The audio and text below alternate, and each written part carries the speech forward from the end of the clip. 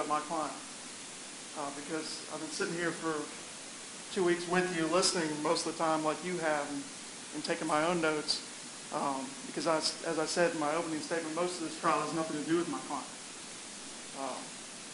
But my client is on trial, and I want you to remember that and don't lose her in the forest here of all the evidence that you've heard. The other fear I have is this is my last time. I've had a few chances to actually speak with you and present evidence in this trial.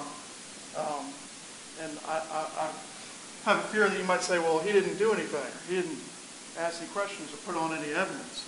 Well, the judge will instruct you that I don't have to put on any evidence. My client has no duty to prove anything. The burden is on the state. And that's an important burden, and that's why they get the last word. Ms. Johnson got to open this trial. She's going to get to close it.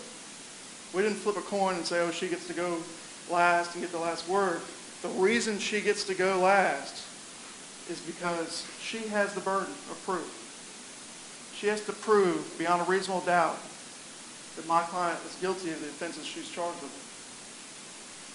And that's an awesome burden. That's the highest burden in our land, the highest constitutional burden. And no defendant, not DeMarquise Elkins or even my client, has any duty or offer. They don't have to prove anything. One of the questions I asked at the beginning of this trial was why, I want to know why my client's here. And I think to illustrate why my client's here, and what I want to talk about is maybe going into the first charge she's charged with. Because I think if you take that charge and the evidence surrounding that charge, you're going to find that it's a microcosm of this entire trial and all the state's evidence.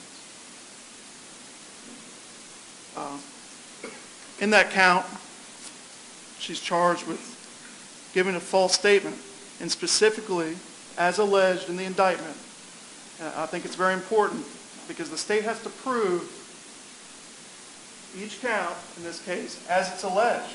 The judge will instruct you on the law about that. They say that my client made a false statement and that she did provide a false alibi for DeMarquise Elkins when she reported to law enforcement that Elkins was with her during the time of the shooting death of Antonio Santiago.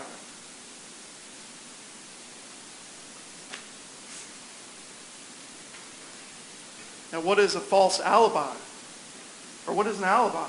Well, an alibi, as a matter of law, is if someone's somewhere other than where the crime's taking place, and it negates all possibility that the crime took place, that would be an alibi.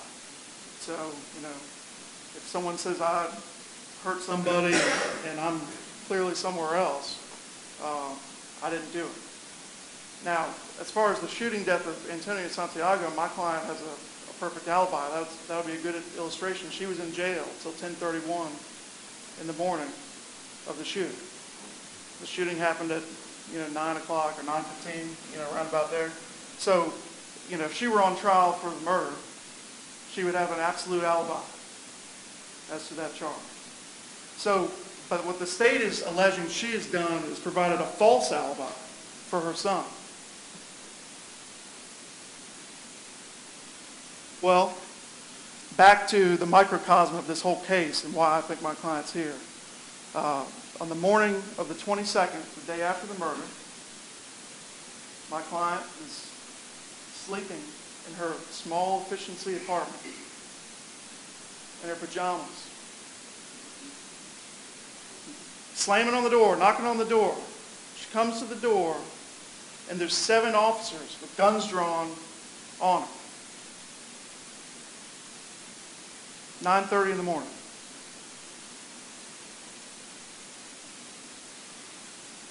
We had this officer up here, Investigator Oliver, and I'm sure she means well, but she was only 3 months an investigator at the time.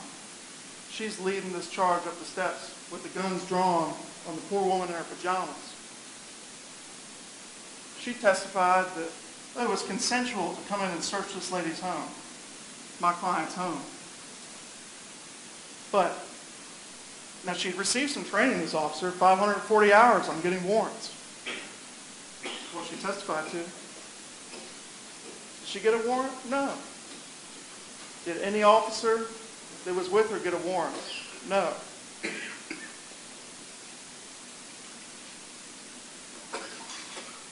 All throughout this trial, we've heard about warrants being sworn out, to search various houses, arrest warrants, this and the other. That was never done in this case.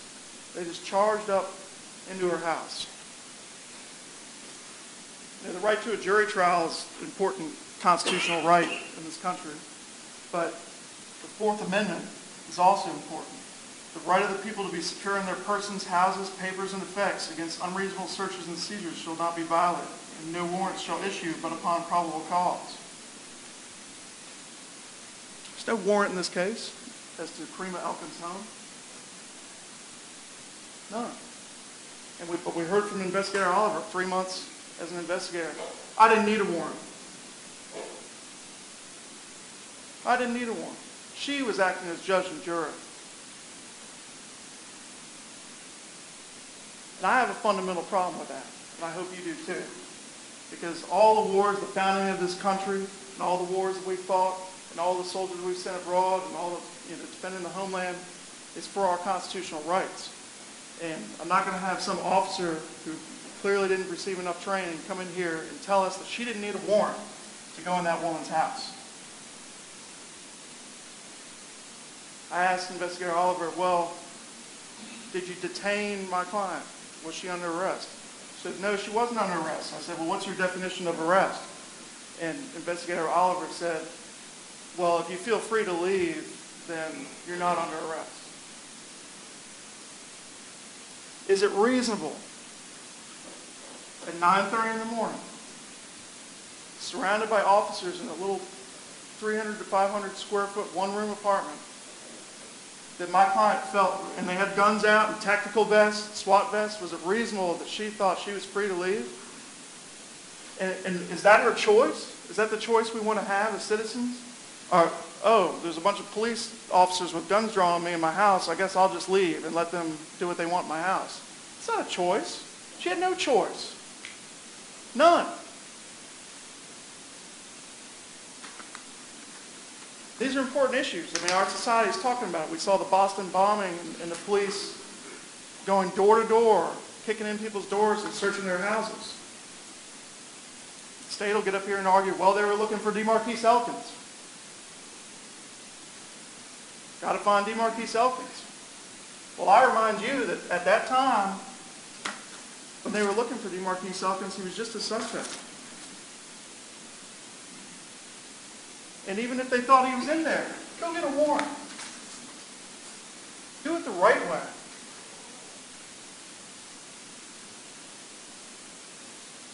So then they're in there, surrounding my client. They're going to interview her. Do they Mirandize her? No. Not one officer Mirandized her. The judge will instruct you that if you find that she was in detention and wasn't free to leave, that she needed to be Mirandized before she was questioned, if you're to consider anything she said.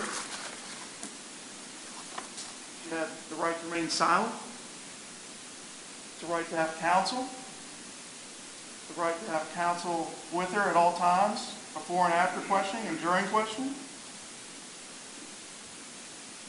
She had the right to be told if she said anything that it would be used against her in a court of law.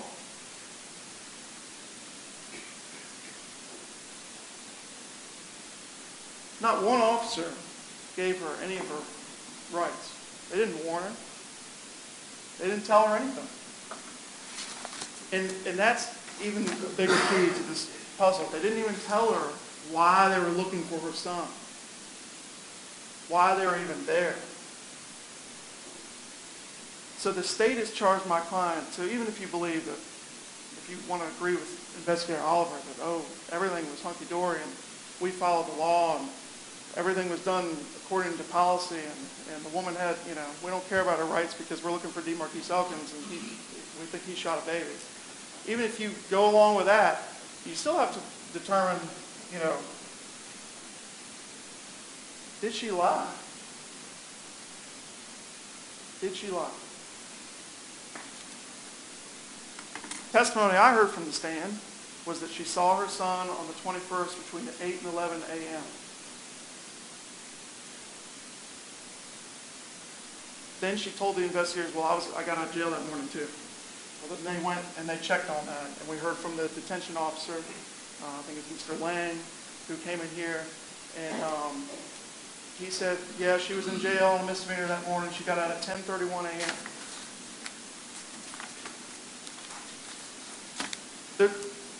There was a map, and we, at some point during the trial, I had Investigator Moore mark on there where the Glenn County Detention Center is, and it's right downtown, within walking distance of all these places. I would submit to you that there's no proof she even lied. She could have gotten out of that jail and walked over and seen her son just before 11. I mean, if she was trying to create a false alibi, would she say, oh, I saw my son between 8 and 11 yesterday.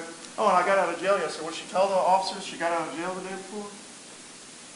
I mean, doesn't that go against providing some sort of false alibi? It's not a very good one, is it?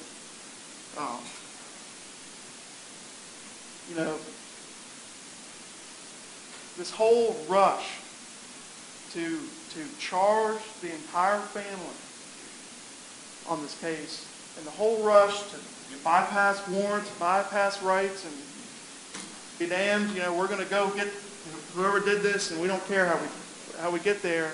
That's the problem with this case. I submit to you there was no false alibi. There's no proof that my client even knew about the shooting the day before. There's no proof that she had any knowledge of when the shooting occurred, even if she did know that a baby was shot the day before. So how is she charged with giving a false alibi, giving a statement that would negate the possibility that her son could have done this thing? Well, saying that you saw your son between 8 and 11 wouldn't negate the possibility of this crime at all. Not at all. I believe the law is clear that you shouldn't even consider her statements at all. That they're illegally obtained in violation of our laws, her rights were violated, and that you should just exclude any consideration. But if you don't agree with me, I implore you to look at the evidence and find that she did not lie.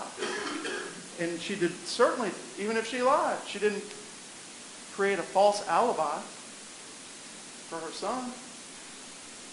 That notion is absurd, and it was overcharged.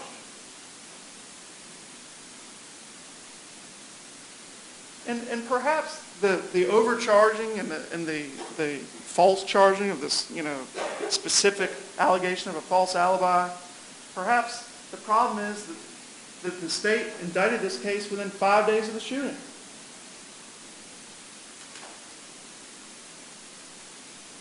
And let's talk about the shooting. I want to weigh in. Maybe it doesn't have too much to do with my client, but I want to give you my interpretation of what I've heard today. I think what I heard was there's 2 eyewitnesses to this event that testified before you. Ms. West, this poor woman, lost her baby, shot in the face.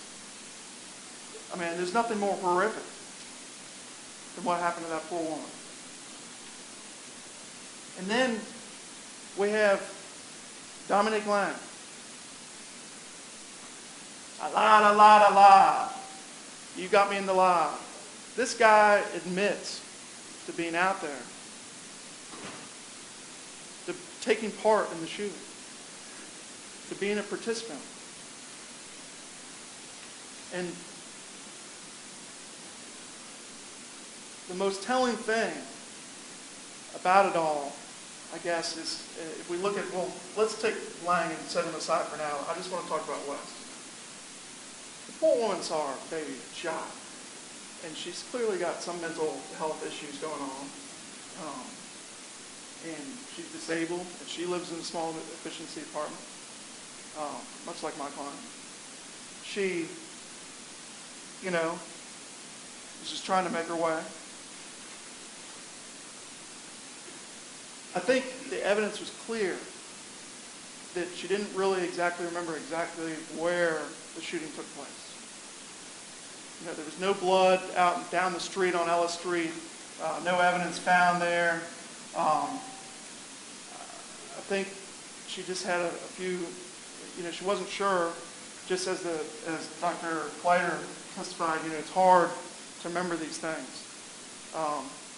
But we heard from the neighbors that the police were washing blood off the corner of London and Ellis. Well, the police officers didn't tell us about that. I don't know why they didn't take pictures of that. Maybe because they wanted to conform to West's recollection of the events, which I think are largely accurate, but she was wrong exactly about where it took place. And I think that was clear from the evidence. It was probably right up on the corner of London and Ellis where she was confronted by the two individuals. But the police wanted to conform to the story and not look at the other facts. The fact that Mr. Vanerdine, who you heard through deposition, was riding his bike up Ellis Street, and he didn't see anybody run off eastward. And he didn't see anybody in the street. But he did see Miss West in some sort of confrontation. He couldn't see who she was arguing with, but she was arguing with somebody on the corner. Kind of turned. The ladies in the houses never saw anybody, but they didn't get to the window for a couple seconds. And when they did, a couple seconds later, they saw Miss West on the corner.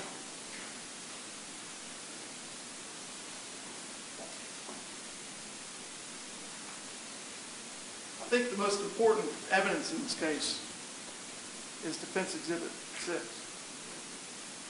And I know you've already looked at it. And it's about, 60 photos long. The police had pulled all the juveniles that had not attended school on the day of the 21st, and they had presented that to Miss West on the day of the shooting, when her memory was fresh. And it wasn't a suggestive lineup of 6 individuals, one, like we heard. It was just a random 60 photos of all the people who had skipped school that day. And who did she pick? Dominique Lang. She said, that's him. Then we heard that she testified again in August. She doubled down again. Dominique Lang, that's the guy who looks like the shooter. That's him.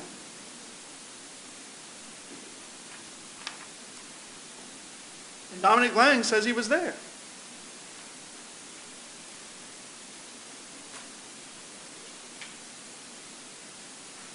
Miss West said she couldn't really identify the other boy who was there. He was ducking and hiding behind the shooter. But when presented with 60 photos, just say, do you see anybody? She picks Dominique Lang out. But then, on the 22nd, we have a lineup with a woman there to assist her. It wasn't a police officer, just some random woman's in the room, and I invite you to watch that video again. It was shown to you. Some random woman's there. She's looking at it. The police have this lineup where only one man's got a green shirt. That's DeMarquise Elkins. Some of the people don't even look like the description of the shooter. And the police are you sure this is the person? This is the person. And then she selects DeMarquise Elkins. And I'll get back to that lineup, but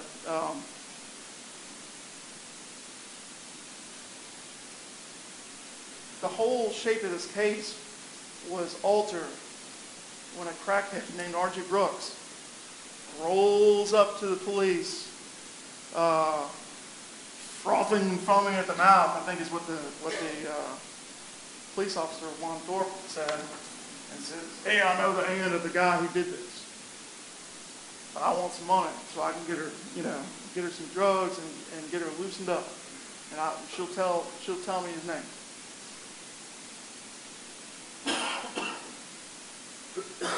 R.G. Brooks lived with Deborah Obley. Deborah Obley denied it, but he lives with them. We got Dominic Lang is her nephew. Joe Lang, who admits to being in the area and wearing a red shirt on the day of the shooting, is his best friend. They hang out over there with R.G. Brooks and Deborah Obley. I don't know what they do over there, but it doesn't sound like a very good place for young men to be hanging out. But these people wanted money. They also had a problem. Dominic Lang shot this baby. They had to come up with some sort of story. They had to get him out of this. They had to do something. And the police just bit off on this idea. And it snowballs from there. It really snowballs from there. So all of that is disturbing to me. And the Brunswick Police Department's contract with the devil for $8,000 or $10,000 just kind of cements the deal that something's not right with how this case was investigated.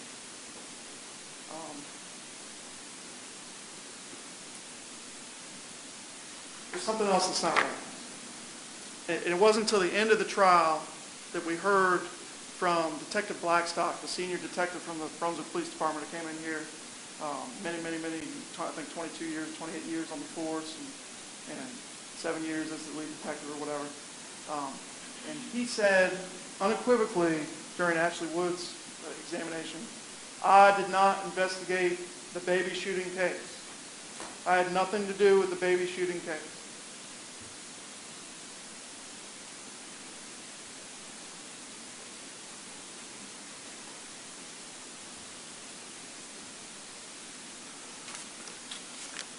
The problem with that is throughout the trial, we've heard many officers speaking about, well, I didn't make the lineup. You say it's suggestive, sir, but I just showed it to Miss West, and I just showed it to these people, and I didn't make the lineup. Someone else did that. Well, it was under Detective Blackstock's testimony that we finally heard who made the lineups used in this case. And it was Detective Blackstock, who by his own account had nothing to do with the baby shooting case. I didn't know what the description of the shooter was. So I want you to look at the lineups given to Clever Jimenez and Cullix Flores. That's State's Exhibit 157. It's a Clever Jimenez one. State's Exhibit 45 is the lineup given to Sherry West. And it's the same people. The same lineup.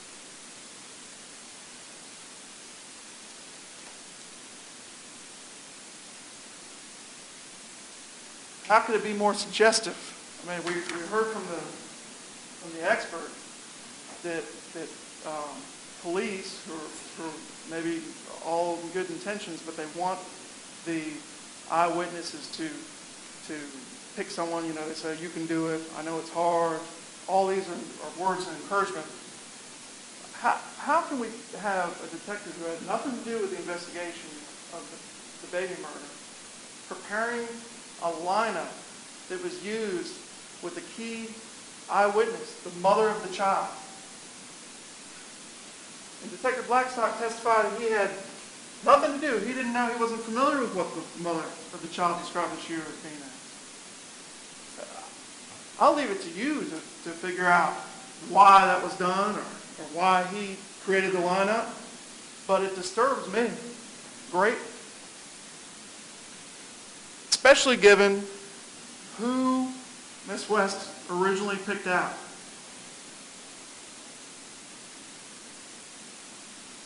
And all this other stuff, you know, the video footage from these housing projects, what does that prove?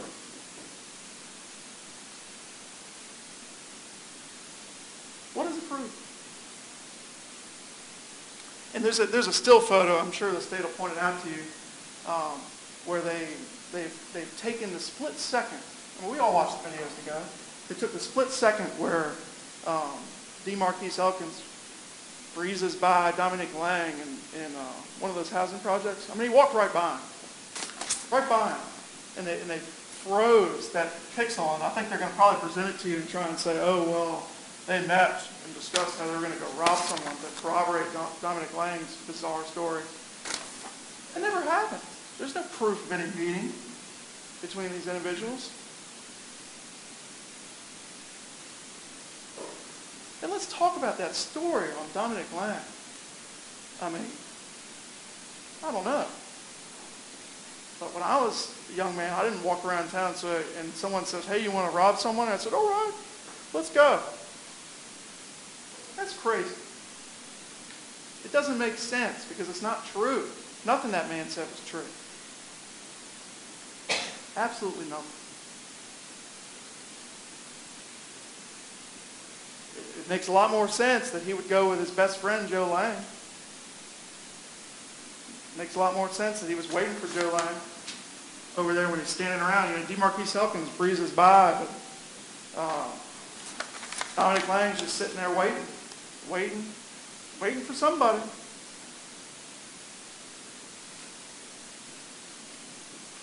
You know, I don't know, but I think that, you know, we've got Miss West. I don't think she's trying to lie. I don't think she meant to lie. I think she's trying to do what's right, and I think she picked out the right person who did this crime the day it happened. That's what I think. But let's talk about the second charge my client is facing. That my client did knowingly conceal physical evidence. A .22 caliber revolver used in the shooting death of Antonio Santiago.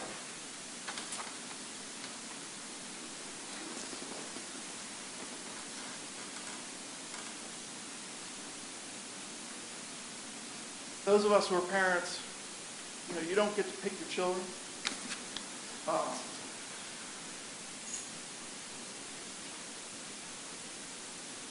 Miss West loves her children. I mean, it's really a tale of two mothers here. You know, we've got one man, one son on trial for murder. We've got another child, a child murdered in cold blood in the street. We have two. They both love their children. We had my client already lost her son once,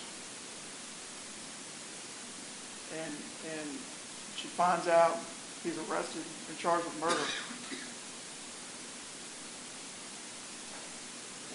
I saw, you know, Miss West. I looked over in the courtroom when her older daughter was testifying, and I saw nothing but love for her daughter, despite the fact that her daughter was up there pretty much testifying against her and implicating her in some sort of sinister plot. You know, parents love their children. Parents want the best for their children.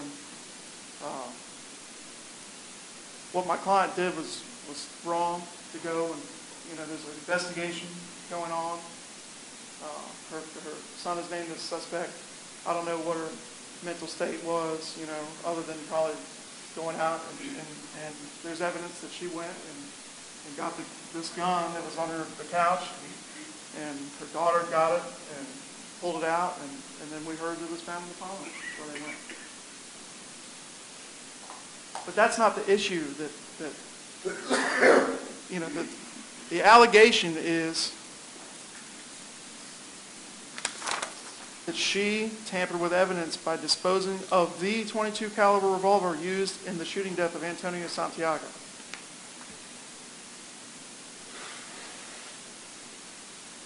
What proof do we have that the gun that she got rid of was the murder weapon? Zero.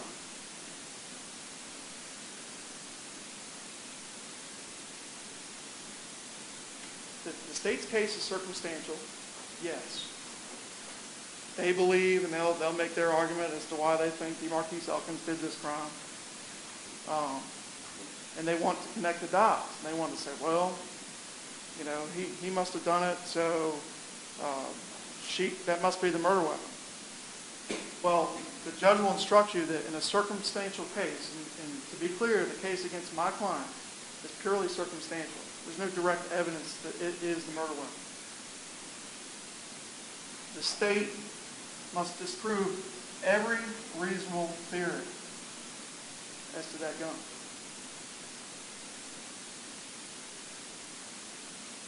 Every reasonable theory. Is it reasonable to say that that's not the murder weapon? Yes. It is reasonable to say that. Even if you believe DeMarquise Elkins is the shooter, why is that the gun that was used? Bullets didn't match the gun. There was 2 different kinds of bullets used in the shooting. Bullet in Sherry Westleg didn't match the bullet taken from the baby in the autopsy. The state's own expert and then Mr. Goff's expert both agreed that the gun cannot be identified or excluded as the weapon that was used to kill baby Antonio Santiago. You may not like my client. You may think that, well, if my son was charged with murder, I wouldn't be hiding his gun. But just because it was his gun doesn't make it the murder weapon. They have the burden of proof. They have to prove beyond a reasonable doubt and exclude every reasonable hypothesis of guilt. Not just prove that the gun is consistent with the murder weapon. Not just prove that the gun could have been used in the shooting. They're going to count on emotion. They want you to find, well, she needs to pay because what she did was immoral or not the right course of action. But regardless of her motives or her intent or whatever, whether it's to protect her son or what she knew, I mean, they haven't proven anything, that she knew anything other than her son was arrested on that day. Regardless of all that, they have to prove to convict her of this charge that that's the murder weapon.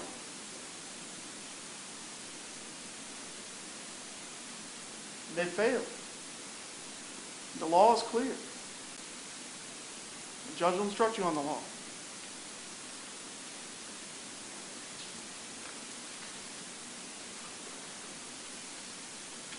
This is the last opportunity I'm going to have to speak to you. There's going to be a lot of argument from both sides left in this case. Please don't forget about my client. Don't forget about the rights that were trampled on my client in count 1. And don't forget about what I'm saying about this gun. They have failed to prove that this is the gun. Therefore, you must acquit my client on the tampering with evidence charge. And they have failed to meet their burden as to count 1. So at the end of this trial, when it's all said and done, as it goes to Prima Elkins, I ask you to find her not guilty. Thank you.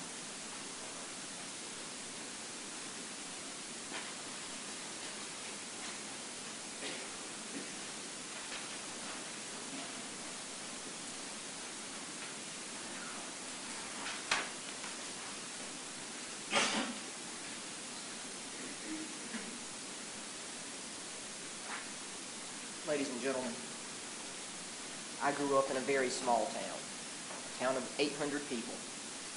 And my grandfather used to drive me around that town. He was a brick mason. And when I say that, I don't mean that he was a handyman or that he would occasionally brick up someone's house. He was a professional. He took pride in his work. He would drive me around. He would take me to work with him some days. and he would talk to me about how you work for a living and the type of work that you do and the expectation you should have in yourself when you do work. And he would talk about the pride he took in building those houses and making sure that everything lined up when he was bricking up someone's house, and it didn't matter if it was a very wealthy person or the poorest person. And the most important part, he said, of doing the house was not the fancy work around the edges where you have to be very ornate with your brickwork on a nice house, but it was the foundation of the house.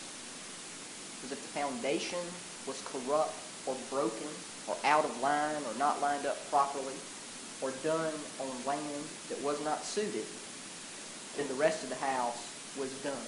It didn't matter how good everything else looked. And in this case, the state and the government and the police they were not professionals in the way they handled their investigation. And the foundation of their case in three people, Sherry West, Dominique Lane, and R.G. Brooks, is broken and cracked. You heard from Dominique Lane. He took the stand.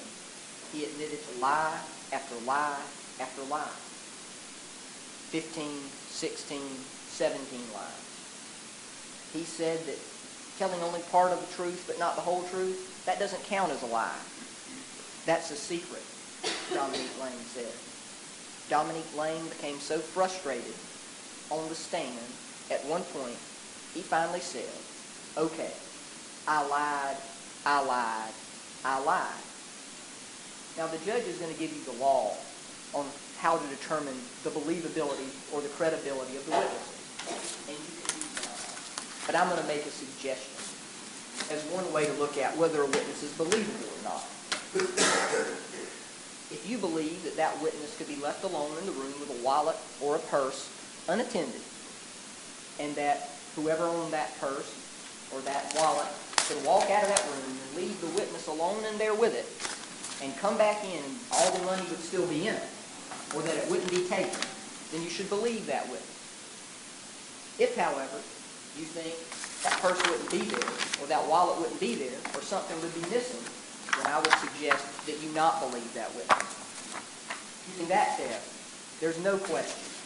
If Dominique Lane was left in a room with a wallet or a purse unattended, it would not be there. That person got back. Next, we're going to talk about R.G. Brooks, the start of the state's case, the start of the government's case. In reality, now obviously they didn't begin with that the way they did, the way they presented their evidence, but the actual investigation began with R.G. Brooks. R.G. Brooks comes up to them, frothing at the mouth, slobbering. He says he was drunk, maybe he was high on cocaine, or maybe he just wanted to go get high on cocaine with Deborah Oblay. In either case, he comes up and he says, show me a computer. Now, he denied this. He says he never asked for a computer. But you heard from Juan Thorpe, the captain with the Brunswick Police Department, who said he asked for a computer. And he was shown a bunch of photos. And he identified a man known as Dominique Elkins. Not Dominique Lane, not DeMarquise Elkins, but another person who we've never heard from, named Dominique Elkins. And that person was locked up in the county jail, so the police knew he couldn't have done it. So what does R.G. Brooks do? He gives them some other name. Then later, they come back, another officer who you never heard from, named Todd Jump, interviewed him. And they get this information about Dominique Lane and Deborah Oblay, and they go talk to them. So you have a crackhead, or a drunk, or both, who lied. And then they go find Dominique Lane. We all know how that turned out. The third person who is the foundation of their case is Sherry West. Now you have seen a 2-hour video of Sherry West, roughly 2 hours and 15 minutes. Sherry West is a woman who was very distraught, who was very emotional, but also who acted in a rather bizarre way. You saw the video where she's laughing and cutting up with officers and making jokes with them just after her child was murdered. That's not normal behavior. You also heard from many witnesses who said that Sherry West made different identifications and somewhat inconsistent identifications about who these people were or who this person was. Someone, somebody, a man, a child, a boy wearing a red shirt and dark-colored pants with no facial hair and about 2 inches worth of hair.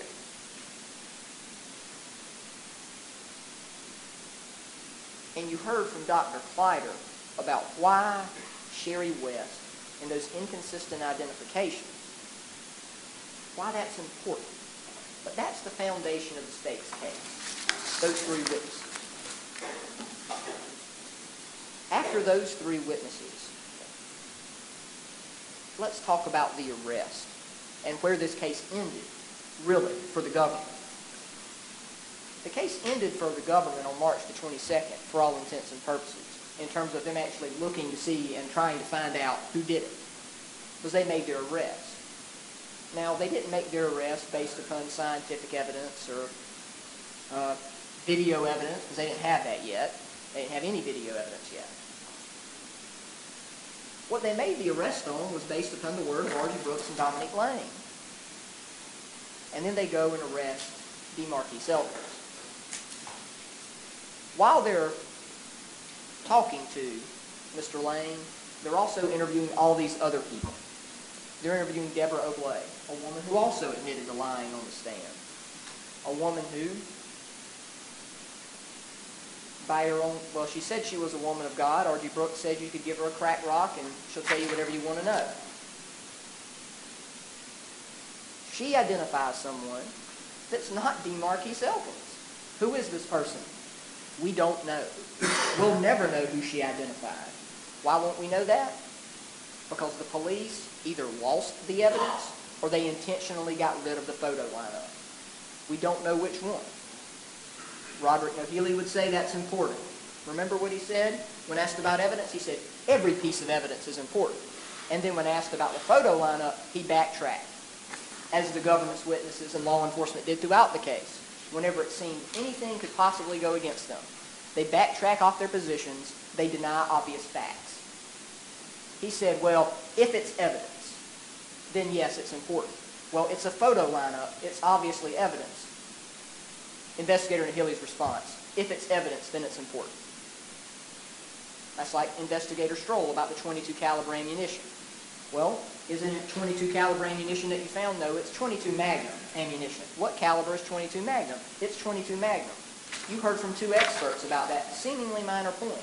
They both said it's .22 caliber, the bullet's the same. The casing is different. That doesn't change the caliber of the bullet. A law enforcement officer would not admit that a .22 caliber bullet is a .22 caliber bullet. That is extremely strange. After they talked to Deborah Oblay, they went and they talked to Joe Lane and Diane Moran. Now you heard from Joe Lane. Joe Lane couldn't remember where he was sleeping, then he could, then the court reporter was lying in his own statement. Now what seemed to happen is that Joe Lane woke up the morning of March the 21st, sometime between 9 and 10. He was wearing a red shirt. We don't know what kind of pants he was wearing. He had to, by his own admission, walk past both London and Ellis Street, though not necessarily the intersection of London and Ellis Street, around the time the incident happened. He's a 5'7" African-American male. Right now he has about 2-inch dark hair. He has no facial hair. He's 15 years old, which is the age that Sherry West said she believed the shooter to be at the time of the incident. And when confronted about where he was that morning, he lied. He either lied on August the 1st when he testified, or he lied earlier during this trial. Now, Mr. Lane was given 15 hours. Remember, we broke at 6 p.m. We came back at 9 a.m. He was given 15 hours to answer that question. Mr. Lang had 15 hours to answer a question. The police made an arrest in this case within 25. That is a startling fact when you consider it. Joe Lang was given 15 hours to answer that question. He admits to being with Dominique Lang. He admits to being near the scene. He admits to having to walk past both of the streets. He admits to being at Hopkins' homes. Who else is at Hopkins' homes who learned from the evidence?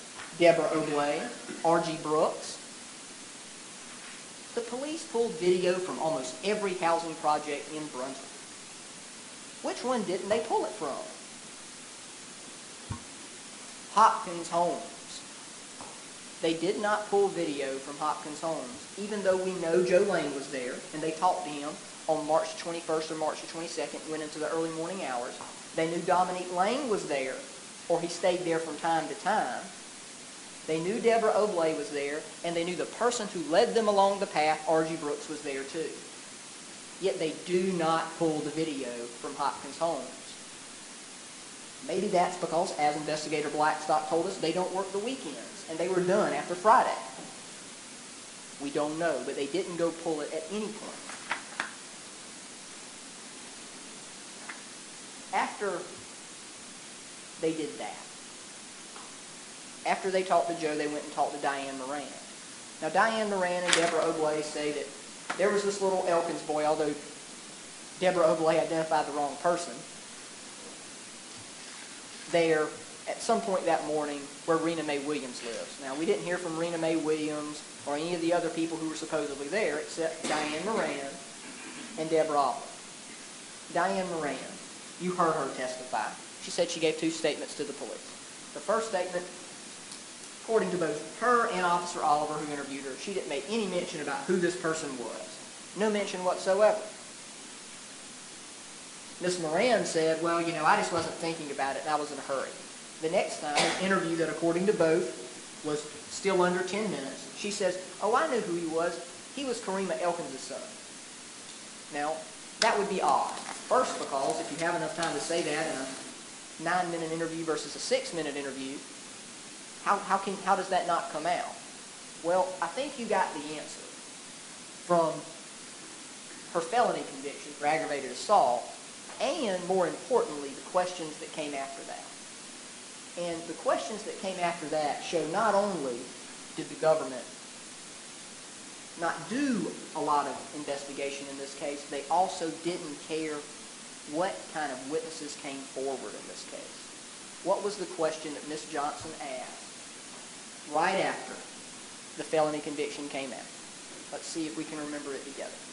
She gets up and she says, Miss Moran, you haven't been in any trouble since you got that aggravated assault conviction. Miss Moran, well, I do have a theft by shoplifting. The next questions, I believe I asked them. Well, Miss Moran, what did you steal? I can't remember.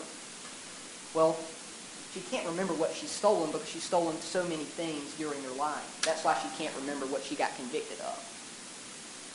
Going back to the example of truthfulness, can a person leave a wallet or a purse unattended with Diane Moran? No, not possible, by your own admission. And as the state showed in the way they asked that question, you haven't been in any trouble, have you? Yes, the theft by shoplifting. The government did no investigation whatsoever into the character or the decency or the honor of its witnesses. They didn't care. As long as they made a statement against DeMarquise Elkins, they could care less about what kind of person it was or what they had done or what kind of trouble they'd been in the past or whether they're going to lie or whether they're going to tell the truth. That showed in the testimony of Dominique Lang, and it showed most importantly in the testimony of Diane Moran, a witness who otherwise is not particularly significant. After they did that, the government then starts doing photo lineups. Turn on the Elmo, please.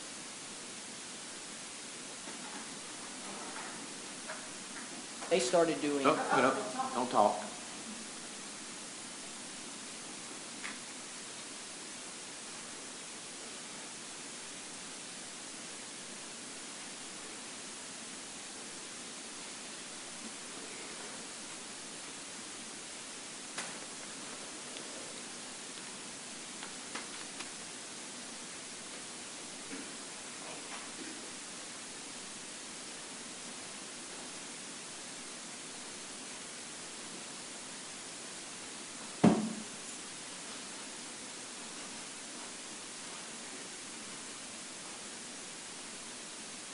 photo lineups like this one.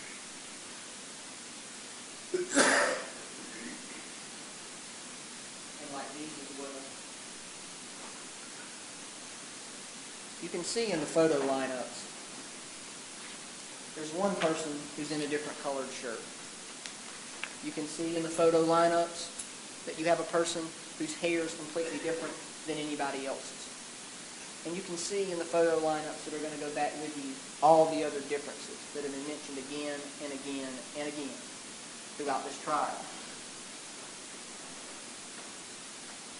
And you have to wonder why that's important to the state's case and why it matters. You heard yesterday from Dr. Kleider why that is important and why that, like Dominique Lang's testimony, is really a turning point in the state's case and proof of its broken foundation.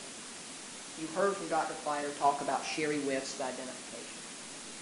Sherry West, a very emotional woman, a very upset woman, and a woman that has some obvious mental health issues.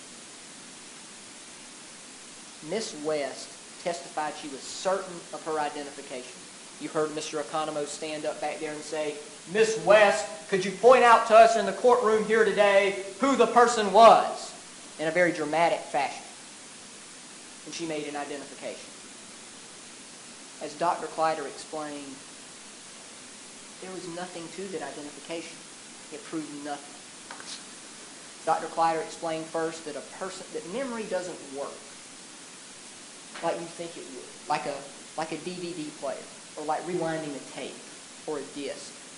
It doesn't work at all like that. Your memory changes over time, like human beings change over time. It fades, it gets gray, it gets muddy. It can alter completely. What does that? First, she talked about stress. Well, if someone's holding a gun, you're going to be stressed. Next, she talked about weapon focus effect and about how someone is going to focus on the gun and not on the individual characteristics of the person. Next, she talked about something called cross-racial identification. How memory encodes and only certain things are gathered. Little bits of data here and there. Little images here and there. And she talked about how a person someone who's of a different race, whether it's white on black or Hispanic on black or Asian on black or black on Asian, with the one exception of African Americans on whites. That was the only exception she noted. They don't remember things as well as they would someone of their own race and someone of their own age. They can only remember bits and pieces, particularly when they're upset and they don't see them for that long of a period of time. And she said that identifications, when you make an identification, you're going to become focused on that identification. You're going to become almost glued to it. And it's going to be very, very difficult for you to get away from the identification once it's made. And then she talked about the suggestiveness of identification. Now in this, we're not just going to talk about Miss West's identification, which I have up there, but also Clever Jimenez and Wilfredo Calix Flores' identification. Now, you heard about Wilfredo Calix Flores and Clever Jimenez. Not at the beginning, as it would have been done chronologically, because that incident happened on March the 11th, but at the end. Clever Jimenez and Wilfredo Calix Flores were shown these lineups. These lineups, as Dr. Kleider testified, that were suggestive. Suggestive because of the things I referenced, and also because of this green shirt. Remember Wilfredo Calix Flores in his testimony? He said he really couldn't remember whether he said green or not, but Detective Galdamez and Detective Blackstock, who testified yesterday, made it very clear. He remembered a green shirt. Verde, verde, verde. Green, green, green. The only person in that lineup wearing what appears to be a green shirt, the police say it's green or brown. They're not going to make a commitment on that point. The only person wearing a different colored shirt, which certainly looks like it could be a green shirt, is DeMarquis Elkins. Dr. Kleider testified about what that can mean and about what that can do. And what that can do is once a person commits to the identification, they become fixed to it. like I said earlier. They don't want to get away from it. And although human memory doesn't really work where your memory gets better over time and actually gets worse, once a person believes in their identification, they become more and more certain of it because their memory changes again and again to fix to that identification, the one they made. And she said if you have an impermissibly suggestive identification, if you have an identification that's messed up, that they can become fixed to that and not be willing to come off of it and will become more and more certain of it. And that was the testimony you heard. You heard Mr. Flores and Mr. Jimenez say at first they weren't sure. Actually, on the forms, they marked the second block, showing that they were just essentially pretty sure, not absolutely certain. Both Mr. Flores and Mr. Jimenez did that. Yet when they testified, Mr. Flores in particular said he was certain, 100% certain. According to the science, according to Dr. Kleider, that's exactly what you would expect. The witness wants to be helpful. The witness wants to get what the police want. They want to be helpful. They want to get the person who did it. That's what Dr. Kleider testified to. What do you have from Wilfredo Felix Flores? What you have in the way he testified. He went from being not that certain to only remembering a few details to being absolutely certain about it. Mr. Jimenez went from, according to Detective Galdamez and himself, saying that all black people essentially look alike, to being able to make an identification that he was fairly certain of, to where he later became 90% certain of, to where he later became completely certain of. Dr. Kleider told you essentially that's what you would expect. Now, with Miss West's identification, it's particularly important. Because remember the video. Miss West got up there again and again and said she was certain, she was certain, she was certain of who did it. Yet, remember the video. The video, she says, I'm pretty sure that's him. I'm pretty sure that's him. And then she says, oh, hold on. Before you mark it, let me see it again. Now, she testified she never did that. She testified that she didn't do it that way on cross-examination. But according to Dr. Kleider, that's what you would expect. She wants to be helpful. She wants to solve the problem. And the police, when they told her, she said, oh, you're absolutely certain. And they told her when they said that, by the nod on the head on the video, that she got the right person. And like Dr. Kleider said, when you have that, the person's going to become fixed to their identification and not move away from it. When you look at the identification and the way the police did it, and the way the police went through their identification procedure, you see that they were suggestive. You see that it was done solely to get at Mr. Elkins. As all their investigative work and everything they did after they made the arrest on March the 22nd, that morning was. Notice, we've already talked about Hopkins Holmes and how they didn't get that video. And we've also talked a little bit about Sherry West, about how she was acting odd, about her demeanor and her mannerisms, and how she laughed and how she cut up with law enforcement officers.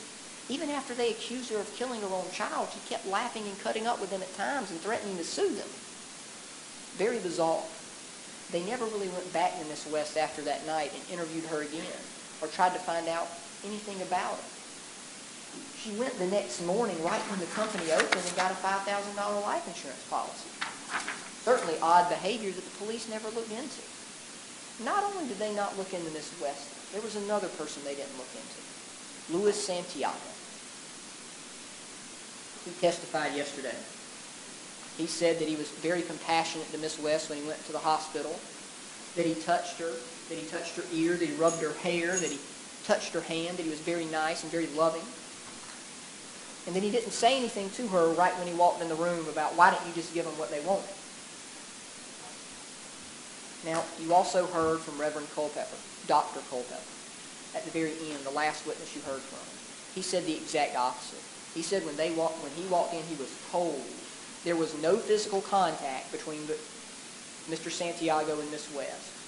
It's like they weren't even in a relationship. He said that he was in the room and Mr. Santiago walked in, and Mr. Santiago left right after he left. There was gunshot residue on Mr. Santiago's hands. That test result came back on April 23rd. You heard that evidence from Ms. Peppers. You also heard that in testimony from Investigator Garrett with law enforcement. Now, law enforcement said the exact opposite of Dr. Culpepper. They said that they were touching and they were holding hands and all this other stuff. It's interesting. It's particularly interesting given the nature of the reports that they did. Remember the three reports from Angela Smith and Investigator Futch and Officer Garrett? They all came back on April the 24th, 2013. They were all done on that day. All done and all evidently changed in some way the day after the gunshot residue kit came back. Yet they never went and talked to any of the non-law enforcement witnesses in the room. And the government didn't call any of the non-law enforcement witnesses who were in that room throughout their entire case. They didn't do that because the touching did not happen. Reverend Culpepper was right. There was no touching of Louis Santiago and Sherry West. The police ignored them. And there was a video. Reverend Culpepper talked about that. He went and talked to someone about maybe getting a video of it. But the police never bothered to go get a video. They never wanted to get the video because it could have led somewhere else other than DeMarquise Elkins. Just like going to Hopkins' homes could have led somewhere else other than DeMarquise Elkins. Just like asking the hard questions to Sherry West could have led somewhere else other than DeMarquise Elkins. Just like keeping the photo that Deborah Obley identified, whoever that person was, could have led somewhere else other than DeMarquise Elkins. Now, let's go further into the state's case, and let's talk about two of the things they've mentioned again and again and again throughout this trial. They've shown you video after video after video. They showed you the video of two young men walking past each other, well, one walking past the other in this still photo and many still photos around that time. As Mr. McIlvain said, it literally was boom. One step, apparently not even any conversation, no pausing. They've shown you video of Mr. Elkins walking around that morning at various places, wearing a red sweatshirt and dark pants and a silver chain. They've shown you a lot of video of that.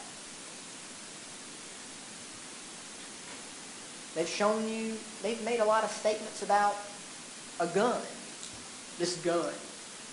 They made a big show about the gun. You had Buddy Webb come here and talk about wading down in the saltwater pond to find the gun, and they called 3 witnesses about how that gun got to that pond. Let's talk about those 3 witnesses. First, let's talk about Willie Merrill. You have to like Mr. Merrill, regardless of whether you believe him or not. He says that he didn't see a gun, he didn't know there was a gun, he just heard there was a splash, and he went there to go fishing for bass in a saltwater pond that's about 2 feet deep. That's certainly an interesting way of looking at things, but that was his testimony. Then you have Ronald Elkins. Now, Ronald Elkins is a convicted felon who's not allowed to have guns, but owned a gun just or similar to this .22 caliber revolver in the past, he claims, who says that he unloaded it even though he didn't know where it came from or who had it, and he got rid of it, essentially. He gave it to somebody else. Okay? I would ask you to go back when you evaluate his testimony to that leaving a wallet or a purse in the room unattended to see whether you believe it or not. Then you have Danielle Williams, the third person, who at first, remember, she talked to Investigator Nohilly. At first she tells Investigator Nohilly nothing was left there. Nothing. Nothing was left in my apartment. I don't know what you're talking about. First story. Second story. Well, remember, Investigator Nohilly's telling her the whole time, you're a witness, you're not a suspect, you don't need to worry. Just tell me the truth. Now, Investigator Newhilly also said he lied many times throughout the course of the investigation in order to get good answers. But that's what he tells Danielle Williams. He later tells Danielle, or Danielle later tells him, okay, you know, something was left, but I really don't know what it was, and he didn't tell me he was going to leave it. Investigator Newhilly, you're a witness, not a suspect. Come on, help me out. Okay, I knew there was a gun, but I don't know where it was from or exactly how he left it. Investigator Newhilly, you're a witness, but if you become a suspect, I'm going to put you in jail. Oh, well, in that case, investigator, you know, DeMarquise left it. DeMarquise said something about it. He said he had to leave the gun here, and he left it, and I saw it. I knew exactly what it looked like now that you've shown me the gun and taught me about what it looked like. And told me that if I don't tell you what you want to hear, I'm going to get locked up. You heard similar changes in testimony from other witnesses like Dominique Lane in this case, similar to that. So you have their witness who lied again and again and again to law enforcement that the government expects you to now believe, who only when faced with being locked up tells the story that the government, that Investigator Newhilly has told her he wants to hear, and then he hears it only after she's been told by Investigator Newhilly, I'm going to lock you up. Unless I hear this, you're going to go from becoming a witness to being a suspect. And we all know what happens to suspects, right? So you have those three witnesses. You don't have any other witnesses about how the gun got there. So let's talk about this gun and the scientific evidence behind the gun. You heard from two ballistics experts. You heard from Brian Leopard, called by the state. You heard from Jay Jarvis, called by Mr. Elkins. Brian Leopard and Jay Jarvis both agree that there are hundreds of thousands of weapons that could have fired that gun, that two different types of bullets were used, one for the shooting of Sherry West and another one in the shooting of Antonio Santiago, that they never found any bullet that matched the consistency or manufacture of the bullet used for Antonio Santiago, and that there were, according to Mr. Jarvis, a conservative estimate is 1 million different types of guns that could have fired that gun. 1 in 1 million. He says that's a conservative estimate. There were 800,000, he says, RG pistols identical to the one the government's brought in here today. 800,000. So what sort of percentage chance is that based just upon the raw math? It's not a 1% or a 0.1% or a 0.1%. It's a 0.00001% chance that that's the weapon based upon Mr. Jarvis's conservative estimate about the gun. That is what the state spent more than a day trying to bring in. This gun, where there's a 0.00001% chance, was the firearm used based upon the math, based upon the ballistics, based upon the science.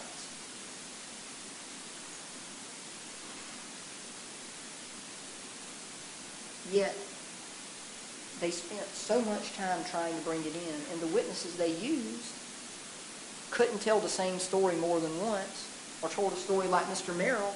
It's just bizarre.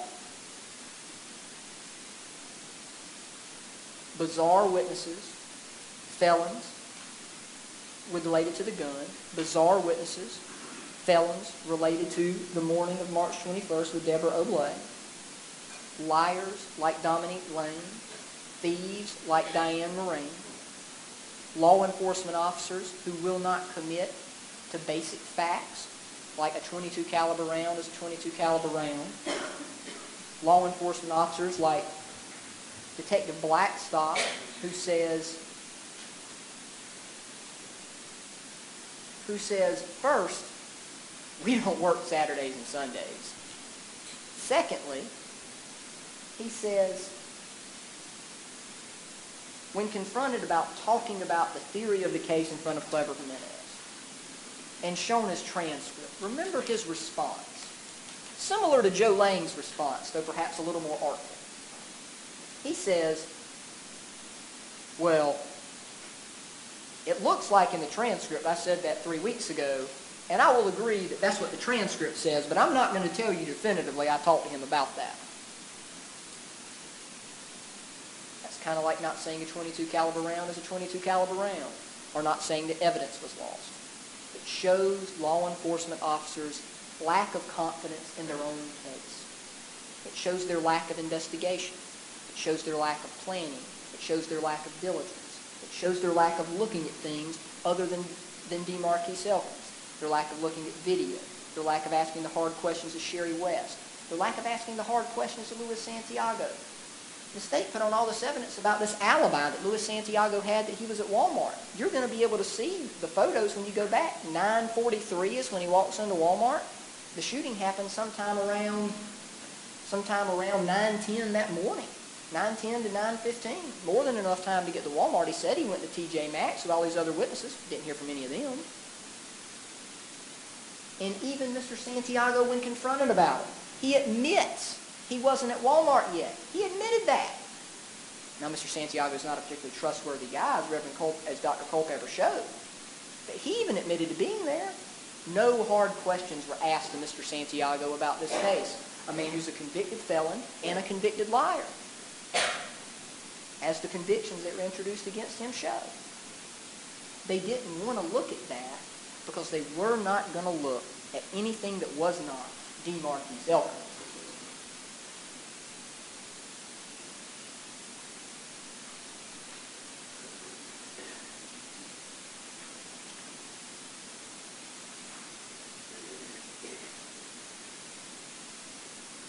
The judge, when he reads you the charge, is going to tell you this is the law about evidence. He's going to say, you would be authorized to convict only if the evidence, whether direct, circumstantial, or both, excludes all reasonable theories of innocence and proves the guilt of the accused beyond a reasonable doubt. That's the charge the court will give you. That's the law part of it. As you can see, it's going to be a rather long reading of the law. That's that. In this case, the government, law enforcement, made no effort to look beyond the person they arrested. They made no effort to go to Hopkins' home and pull that video. They made no effort to go to the hospital and pull that video. They never asked the hard questions to Joe Lane. They never asked the hard questions to Dominique. They never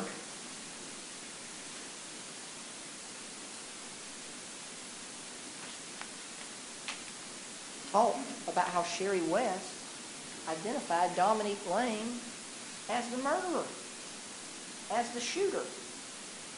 He certainly meets the description. He's an African-American male. He's 15 years old. He's got hair that's about 2 inches or so. He's got no facial hair. And Miss Lane, remember Miss West's original identification? Let's think back to that. A 15-year-old boy and a 5 to 6-year-old boy. The only evidence of a 5 to 6-year-old boy in this case is when Dominique Lane talked about hiding his sweat, his black hoodie. The black hoodie found behind the mattress in the yard at 1021 Martin Luther King. Questions were asked about that. He said, well, you know, that's my brother's hoodie. Questions were asked about his brother. Well, I have 2 brothers. I have one that's 10. That was the hoodie that was hidden. And I have another that was 5. The man who admitted to being at the murder scene, who was 15 years old, who matched Miss West's physical description of the suspect, has a 5-year-old brother. No evidence the 5-year-old brother was ever talked to. At all. Never looked into. Never figured out where he was. Reasonable theory. Joe Lane, red shirt, near the scene, had to walk by it. Could have gotten the video from Hopkins Homes to see what time he left. Could have seen if R.G. Brooks was there, if Deborah Oblay was there. Maybe Dominique Lane was there that morning. He lied about virtually everything else. Why not that? Never bothered to go get it. Didn't care. Didn't want to know. They already had their guy. They were only going to look at that. They were only going to look at that. They were going to pretty it up and make it look good. Not going to go to the hospital and see if the gunshot residue story that Luis Santiago, the convicted felon, the convicted liar, gave them was true or not. Why go look at that We have our arrest. We finished it in 25 hours. We're done. We're not going to go look at it. We're not going to be professionals. We're not going to do the job we're supposed to do. We're not going to make sure our foundation's in order. We're going to go ahead, build up our house, throw the roof on it, and be done with it. They finished their case in 25 hours. Everything else they did after that, they just sugarcoated it. They just put whatever they wanted to put, left out whatever they wanted to leave out. That's why Deborah Oglay's photo lineup's not here. That's why they never talked about Dominique Lang or the identification of Dominique Lang. You have Dominique Lang. You have Joe Lang. You have Louis Santiago. You have the odd and bizarre behavior of Sherry West. None of these things ever investigated. None of these things ever looked into. But what they do have is the dead baby. They have shown a large number of photographs of the dead baby. It is horrible. It is gut-wrenching. It is truly sad, those photos. They would move the emotion of anybody. The government is unquestionably, they get the last word. They get the last say. They're going to come back up and they're going to show you those photographs. And they're going to move you again. Because any human would be moved by that. Anybody would. And they're going to say, there's a dead baby. And this guy's wearing a red shirt. And they pulled a gun out of a pond. And he's got this silver necklace on. And all these people have identified him. Let's not worry about the circumstances of the identification or the problems with the identification. Don't worry about that. We have a dead baby. That's what they're going to tell you again and again in their closing argument. Ladies and gentlemen, as jurors in this case, you have an unsavory duty. Duty that no one would want. You have to look past the dead baby and to look at the facts of the case and look at the investigation the police did and the lack of investigation after they made the arrest. You're going to have to look at that. And that's not going to be fun. It's not going to be pleasant. Just like no part of this trial has been pleasant or fun. It's going to be difficult. It's going to be hard. But ladies and gentlemen, when you look at the evidence, and you look at the way the state stopped any time something could point at someone other than DeMarquis Elkins, and you look at the character of the witnesses, and the way they're thieves and liars, and the way that police will not even admit to obvious facts, and the way the government ignored the character of its own witnesses, you will see that you have a duty to find DeMarquis Elkins not guilty. Ladies and gentlemen, thank you very much for your time and your attention throughout this case. There is no higher honor in my profession than to argue a case before a jury. Ladies and gentlemen, we're going to take a 10-minute recess.